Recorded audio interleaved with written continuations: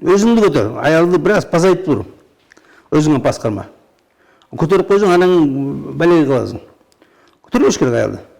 Жақшынақа урматта сыйла, бірақ көтербе. Аны өзіңе пазырақ тұт. Сен номер 1 бол, аялың екінші олсын. Апаңды номер 1 бол, аялың екінші олсын үйде.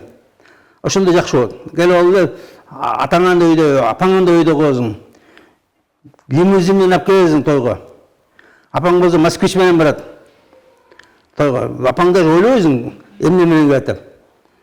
Бір ай мурда ойланасың, ушу қатынды кантип келем. Лимузин, алдынан да лимузин, артынан да лимузин. Алдынан 5 машина, артынан 5 машина. Анан кантип угат сени.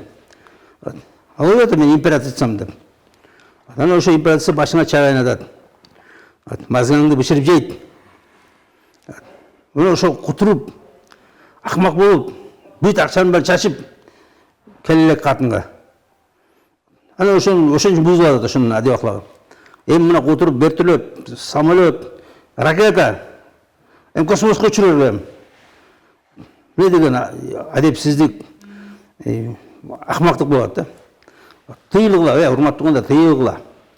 Мына бул деген жеткен, ата-энени сыйлабастык мына ушул жеткен.